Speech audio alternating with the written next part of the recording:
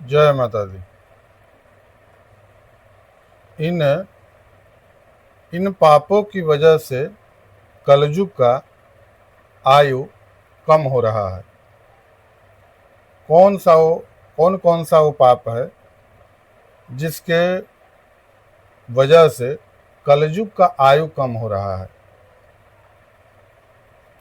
इसमें है पितृहत्या, मातृहत्या, स्त्री हत्या, शिशु हत्या, गौ हत्या, ब्रह्म हत्या, भ्रूण हत्या, मातृहरण, भगनी हरण, कन्या हरण,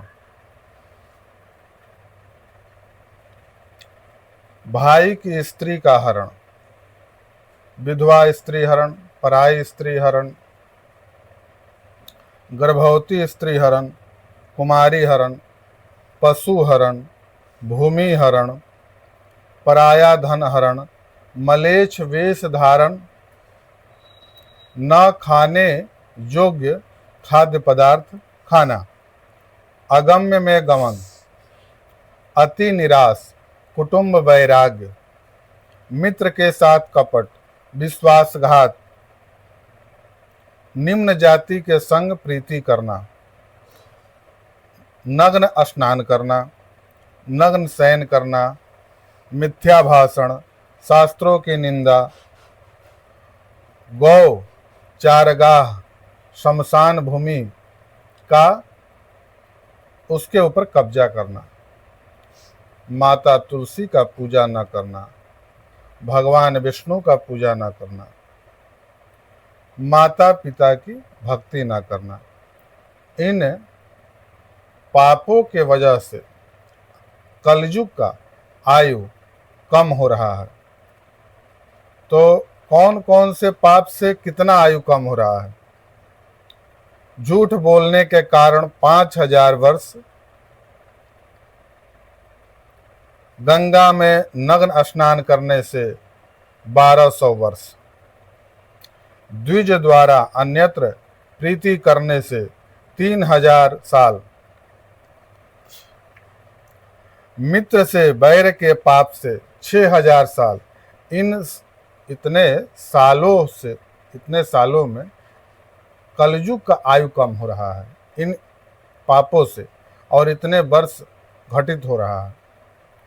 महाविष्णु की प्रतिमा की पूजा न करने से 17,000 साल, माता तुलसी देवी की पूजा न करने से 5,000 साल, अतिथि की सेवा न करने से 6,000 साल, भाई से बैर करने से 40,000 साल, न खाने योग्य चीजों को खाने से 4,000 साल, दूसरों का धन हर लेने से 10,000 साल, गो हत्या के पाप से 1,00,000 वर्ष, दान का गलत तरीके से उपयोग करने से 14,000 साल, विधवा स्त्रियों के साथ गलत काम करने से 24,000 साल, जीव हत्या के पाप से 11,000 साल, जाति धर्म वर्ण के नियम को न मानकर प्रीति करने से 12,000 साल, भ्रूण हत्या के पाप से 7,000 साल, स्त्री हत्या के पाप से 32,000 साल, गौ चारगाह और शमशान भूमि पर कब्जा करने से 40,000 साल, माता का हरण करने से 5,000 साल, विश्वासघात करने से 40,000 साल, माता पिता हत्या और अन्याय पापों से 3,000 साल। इस प्रकार कलयुग का आयु इन सारे पाप कर्मों से इसका आयु घट रहा है, और घट करके जो अभी वर्तमान में कलयुग का आयु है, तो अभी जितना आयु है इसमें अगर इसके हिसाब से देखा जाए तो बहुत कम समय बचा है। जिसमें ये कलयुग समाप्त हो जाएगा। इन इन कारणों से कलयुग की आयु समाप्त हो रही है। और ये हम अपने मन से नहीं बोल रहे हैं, ये भविष्य मालिका जो एक पुराण निकला है उसमें ये सारा चीज वर्णन किया गया है। ये उड़ीसा के एक महान संत ने इसको 600 वर्ष पूर्व में ही इसको लिख दिया था। तो इसमें कलयुग का आयु अब बहुत कम बच गया है इसके हिसाब से, और इन्हीं पापों के वजह से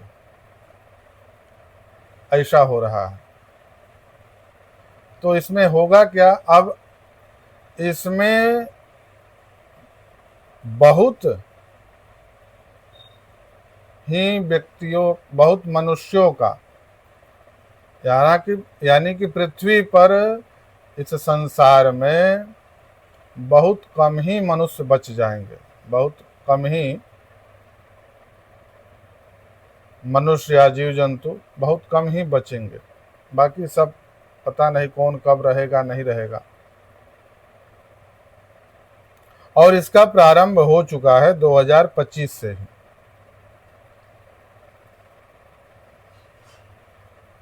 तो आप इसमें आप क्या करें, या इसको हमारी बताने का मतलब क्या है कि आप इसमें बहुत ज़्यादा धनोपार्जन या इधर ये चीज वो चीज, मतलब भौतिक सुखों के चक्कर में बहुत इधर उधर नहीं भागे। जितना आपको मिल रहा है, जो चीज मिल जा रहा है, आप उसी में अपने आप का संयमित रख के अपने कार्यभार को चलाते रहे, और इसमें विशेष रूप से भगवान का भजन करे और भगवान का ध्यान करे, तो आपका भी इसमें बेड़ा पार लग जाएगा। और इसका जो प्रभाव है वो आपके ऊपर लागू नहीं होगा। हालांकि ये मेरा कोई अपना ये नहीं है कि हाँ हमारे कहने से ये आपके ऊपर नहीं लागू होगा। ये उसी पुस्तक में ये बताया गया है कि जो भगवान का भजन करेगा वहीं बच पाएगा। आगे ईश्वर का इच्छा। जय माता दी।